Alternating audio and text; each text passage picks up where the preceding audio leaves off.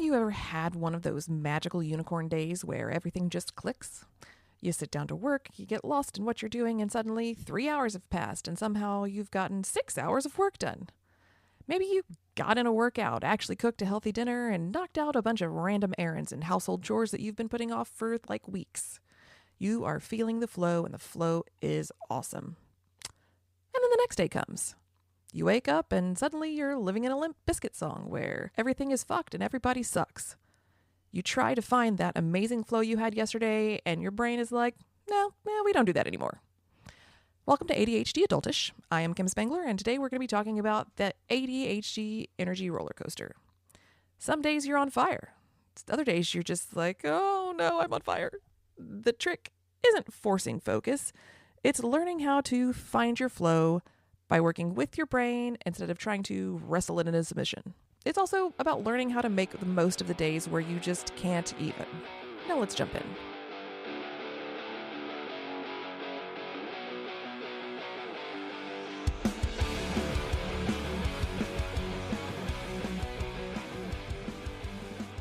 First off, I want to differentiate what I'm talking about when I say find your flow, because flow state is a term used in psychology that describes that magical dialed-in state where you're just fully immersed in what you're doing and everything is clicking. The term was coined by one of the pioneers of positive psychology, often called the father of flow, Hungarian-American psychologist Mihaly Csikszentmihalyi.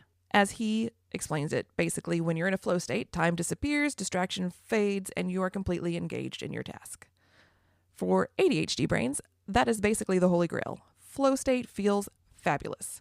But it can also feel like it happens really randomly, like it's just something that happens to us instead of something that we can intentionally create. And for us, I think the thing that is important to consider about flow state is that it isn't just about motivation or interest. It's about alignment between your energy, your environment, and what you're trying to do. And I think it's important to distinguish the idea of getting into a flow state from the concept of hyperfocusing, which is something that can be an issue when you have ADHD. Hyperfocus is something that happens when we're almost obsessively absorbed in whatever thing so that we completely tune out the world, forgetting to eat, missing appointments, or suddenly realizing that hours have passed and we didn't get anything done or didn't do the things we were supposed to do. And you can be hyperfocusing on things that are not productive or feel good, like doom scrolling TikTok for 4 hours. Flow state still allows for some awareness of time and surroundings, and it is more productive and engaging without the downside of getting completely lost. All that being said, when I say find your flow, I don't just mean getting into a flow state. Today, we're going to go beyond that and talk about something that I think is very important for people with ADHD, more so than just getting into a flow state for a specific task, and that is finding flow in your daily life by managing your energy, environment, and tasks in a way that makes getting into a flow state much more likely. Instead of trying to force productivity, we want to recognize the patterns that help us work with our natural rhythms. First, let's talk a little bit about why flow feels random. Because some days you're unstoppable. Everything aligns, focus is effortless, and you're knocking out tasks like a productivity machine. Other days, your brain might as well have an out to lunch sign. Welcome to situational variability, where your ability to focus and function isn't fixed. It shifts depending on your surroundings, your stress levels, the type of task you're doing, and most importantly, your energy. People with ADHD aren't universally inconsistent, even though it may feel like it. We are situationally inconsistent. That means that instead of blaming yourself when focus feels impossible, start tracking the factors that influence your brain and use that information to set yourself up for success. So here is like a 3-step framework to help you work with situational variability instead of fighting it. Step 1 is going to be observe and track. Start noticing when you focus best and what factors contribute to that. Think of your energy like a gas tank. Some days you wake up with a full tank, ready to take on the world. Other days you are running on fumes and hope. Instead of expecting yourself to perform the same way every day, start tracking what affects your energy and focus. Pay attention to things like sleep. How much did you get? What was the quality like? What did you eat? Did you eat a balanced meal? Did you have caffeine or sugar? How much water did you drink? Did you exercise? Did you stretch, take a walk? What about social interactions? Did you engage with others? If so, who and how? Was it, a party or a work get together, or was it, a walk and talk with your best friend? Was it energizing or draining? Environment. Were you in a quiet place, a noisy place, a cluttered place, an organized place? What was the lighting like? Was the temperature affecting you? And stress and emotions. Were you overwhelmed? Were you anxious? Were you relaxed? Like what was the vibe that day? By looking at these factors, you will start to notice patterns. Maybe you work best after a morning walk. Maybe carbs at breakfast make you sluggish. Maybe clutter or background noise totally wrecks your focus. Once you've identified patterns, you can start to tweak things to work with your natural rhythms instead of against them. This might look like protecting your peak focus times. Like if mornings are your best time for deep work, then block that time on your schedule and use it for stuff that is difficult and complicated. Experiment with things that you were putting, like experiment with inputs. Try different foods and drinks. Try eating at different times. Try different types of movements, different intensities, their durations.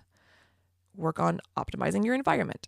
If clutter kills your productivity, spend 5 minutes tidying up before work. Listen to different background music or wear noise-canceling headphones. Change the lighting. Lighting is a real pain in the ass for me. I cannot cope with those big fluorescent overhead lights. That's terrible lighting experience, and I will not be productive. Managing your energy dips. If you crash in the afternoon, experiment with having a protein-heavy snack or a movement break. Like get up and walk around, or drink some water instead of just pushing through and getting worse and worse. Anticipate your social energy drains. If certain social interactions are going to wear you out, schedule decompression time for afterwards.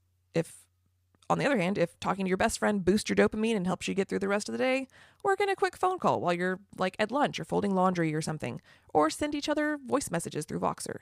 So that's step 1 is gathering data basically. Step 2 is looking at what you can adjust and experiment with. Step 3 is plan for the variability. Since no 2 days are the same, it helps to have different game plans based on where your energy and focus are at. For low energy days, when you're running on fumes, lean into easier, lower stakes tasks that don't require deep problem solving. For most of us, this is probably not the time to try and do your taxes. For some of us, maybe that is the time. Examples of things that might fall into the, low energy day categories though, maintenance tasks like, cleaning up your workspace, organizing files, just like updating spreadsheets, doing routine paperwork that doesn't require a lot of thinking or focus. Admin work, like, answering emails, paying bills, responding to messages, doing just kind of like first glance planning for projects, like mind mapping ideas or outlines, or just doing casual research that's surface level and not getting real deep into anything.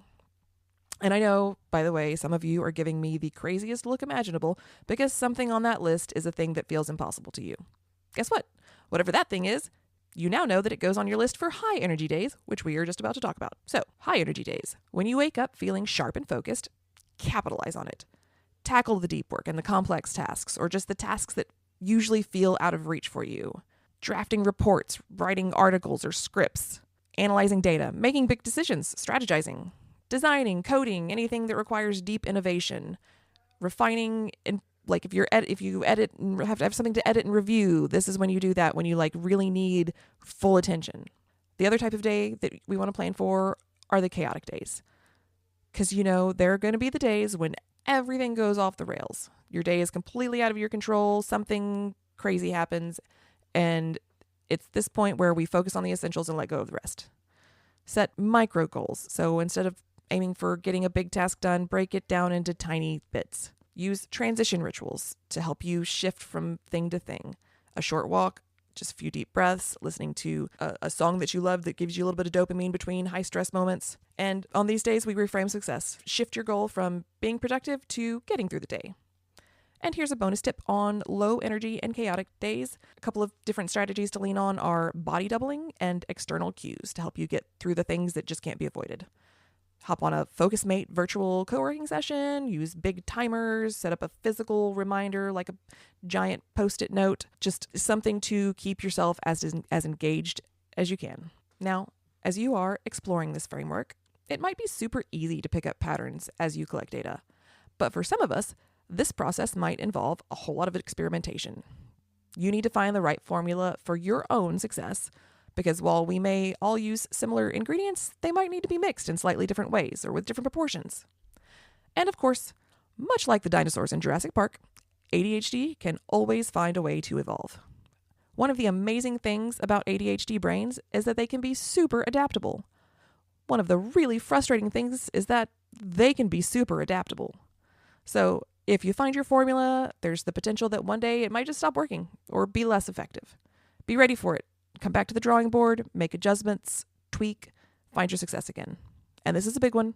I want you to work on forgiving yourself for the days that you are just off. Some days will suck, and that's okay. I know it doesn't feel like it, but the goal isn't to be perfectly productive. It's to tip the scales so that the good days outnumber the days that suck. Now, at the beginning of this episode, I talked about flow state, that beautiful locked-in focus where everything's just clicking. And if there is something that I would like for you to take away from this, it is that you can't necessarily force a flow state, but you can set yourself up to experience it more often. This whole process, the tracking the patterns, adjusting based on your energy, and planning for variability, it's about creating conditions where flow is more likely to happen and learning what fuels your focus so that instead of chasing random good days, you can intentionally build more of them. Now that we've talked about optimizing our energy from day to day, I just wanted to throw in a few quick tips for boosting your chances of hitting that flow state. First, match the challenge to your skill level. Flow is something that's going to happen usually when something is challenging but not overwhelming. If a task feels too easy, make it a little more challenging. If it feels too hard, break it down into smaller pieces. Tip number 2, reduce friction, remove distractions.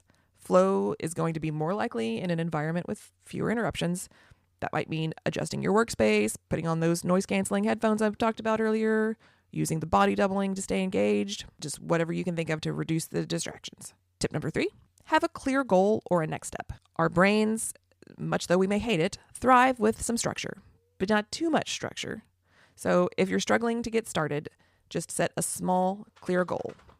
Write for 5 minutes instead of work on my book. Fold 5 shirts instead of put away all the laundry. Just the first smallest next step that you can think of. 4, engage your interest-based nervous system. Our motivation comes from things that are interesting, novel, challenging, urgent, or that we are passionate about. When you're struggling to focus, try making the task more engaging using one of those different options. Gamify it to make it more challenging, add a timer to give some urgency, do something to mix it up and make it a little bit more interesting or new. And remember, last tip, flow takes time to ramp up. Give yourself a warm-up period before expecting deep focus. Sometimes just starting with an easy task related to your main goal can help you get into that zone. Now, before I wrap up, I want to talk about one last thing, because I know this all sounds great in theory, but for a lot of us, our days are not entirely within our control. If your schedule is dictated by heavy work demands, maybe you've got small kids, you're a caregiver to a sick parent or whatever, creating this wonderful hypothetical flow thing probably sounds like a fantasy land. So if that's you, first of all, I want you to know that I see you and I hear you. For you, of course you can use anything and everything that you took from this episode that you may find helpful. But it may also be necessary to adjust expectations for this stage of life, because we can't all just magically change our situations overnight. But maybe you can start with finding one small thing that will make your day just a little bit easier. Maybe it's eating a kid's Lunchable and a banana for lunch because making a damn sandwich feels impossible and eating out is just way too expensive. Maybe it's letting go of a should and grabbing a gift card for that birthday party your kid is going to this weekend instead of stressing over finding the perfect present for a kid that you don't really know that well. Maybe it's just thinking kind thoughts to yourself instead of beating yourself up. And if you can't think kind thoughts for yourself, come back and listen to what I'm about to say as often as you need to. Adulting with ADHD can be hard as fuck. It is not your imagination. You are not lazy or bad or any other bullshit thing that the world has made you feel. You are trying hard, and you are awesome. So that's what I've got for you this week. Instead of beating yourself up for being inconsistent, start tracking what actually helps you focus. Pay attention to your energy, your environment, and habits. What patterns do you notice? If you need help with tracking, I created a really cool flow tracker in Google Sheets that you can find a link to in the show notes, or you can look for it under the resources section of my website at levelupmyadhd.com. And if this episode was helpful, don't forget to subscribe and leave a review. It seriously helps more people with ADHD find this podcast. Thanks for hanging out. Now go forth and find your flow.